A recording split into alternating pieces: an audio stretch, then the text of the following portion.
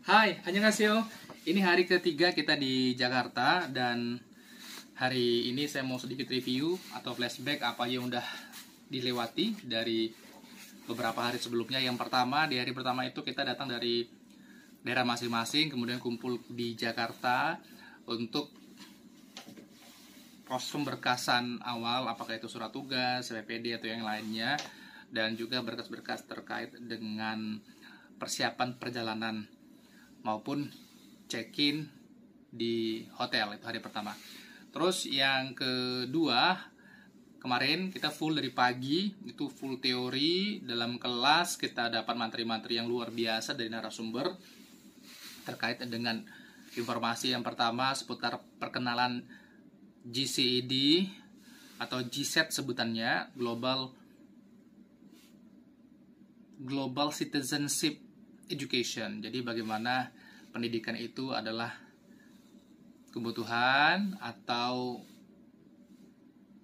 pendidikan penting bagi warga dunia. Terus ada juga program yang kedua adalah menyampaikan informasi seputar RTL, rencana tindak lanjut. Jadi kita sehabis dari Korea itu kita memberikan pengimbasan apa atau dampak apa berupa kegiatan-kegiatan yang udah dirumuskan terkait dengan diseminasi maupun hal-hal lain yang bisa kita laksanakan dalam bentuk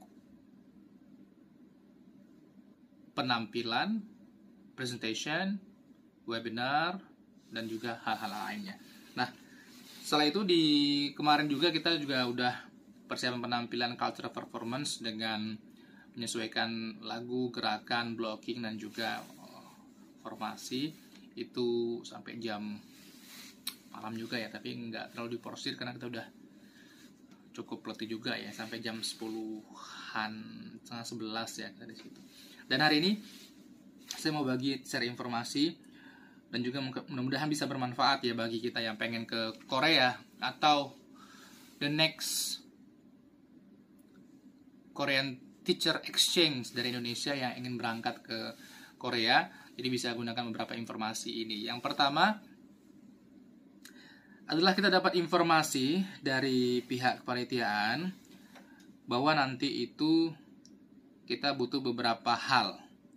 Mereka butuh confirm karena nanti di sana di Korea ada namanya important pre-arrival information. Jadi informasi penting terkait dengan sebelum keberangkatan untuk LAT atau Local Adjustment Training sebelum tinggal di Korea. Jadi sebelum tinggal di Korea itu mereka pastiin kita bisa survive di sana dengan mastiin beberapa code of conduct-nya. Di antaranya juga kita akan disiapkan yang pertama terkait dengan mobile phone and SIM card. Jadi kita bakal dikasih atau kita bakal pakai SIM card dengan beberapa nominalnya di sini ya. Nanti akan dikonversi. Lebih kurang dalam 3 bulan kita butuh 10.000 Korean won, 10.000. Kemudian ada juga rencana tinggal 3 bulan. Kira-kira kita harus punya saving berapa gitu ya. Kalau di sini tuh estimasinya lebih kurang total tadi 10.000 untuk SIM cardnya, kemudian juga untuk living plan-nya itu 118.800. Totalnya lebih kurang 130.000 Korean won. Itu sama dengan kira-kira 130.000 itu berapa ya, Bro? Lebih kurang itu 13. Iya, 1.300-an. 1.300-an.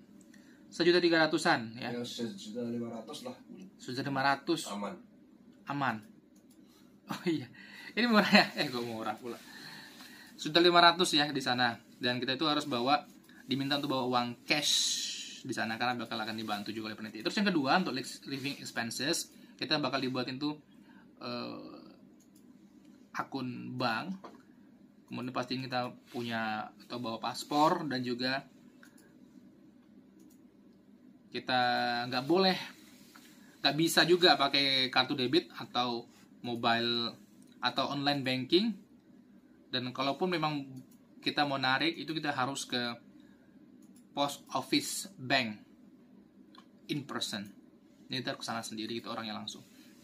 Kemudian juga ada yang namanya Wow Pass. Wow Pass itu kayak prepaid transportation and debit card. Jadi kita akan gunain cashless payment untuk foreigner atau orang asing, dan kita bakal gunanya itu untuk perjalanan. Kemudian juga kita bisa ngisinya itu cuman di kios, dan itu hanya ada di Seoul. Wow, luar biasa. Berarti cuma ada di Seoul aja nih, bro. Jadi kalau kita misalkan ke beberapa daerah-daerah itu kan kita bakal ada 4 tempat, 4 sekolah. Jadi artinya kita bakal di Seoul itu sampai tanggal 24 sampai tanggal 20. Berangkatnya 24, nyampenya 25 sampai tanggal 29. Habis itu setelah itu semua kita nggak bisa ngisi lagi ya. Bisa sih kalau mau ke Seoul juga, tapi kita bakal pencar ke 4 unit sekolah yang ada di Korea tentunya, dan ada yang ke arah bawah ya, ke utara atau yang lainnya. Dan untuk WOPAS sendiri ini juga kena cas juga, ada minimumnya. Ada WOPAS card itu 5.000 Korean won. Kemudian initial minimum isi ulangnya lagi tuh 5.000 juga. Jadi totalnya 10.000 Korean won. Only Korean won is accepted. Kemudian kita bakal perform itu kita bakal dapat urutan yang ketiga dari teman negara lain. Ada Malaysia, Thailand, dan Indonesia. Kita dapat performer. Tanggal 29 Agustus, hari Jumat. Untuk waktunya ini belum disebutin ya. Cuman kita harus ngirim link musik dan video. Oke. Kemudian setelah itu kita bakal ngumpulin paspor hanya untuk guru Indonesia, for Indonesian teachers only. Dan ini sudah ya. Oke, gitu aja beberapa informasi. Ini adalah hari ke-3 dan informasi ini tuh disampaikan sama pihak PSIU-nya oleh Habin Kim, Program Specialist Office of International Teacher Exchange. Demikian sekilas sharing Day 3 Pre-Departure Training. I'm Chandra Sonsengnim. Bye-bye.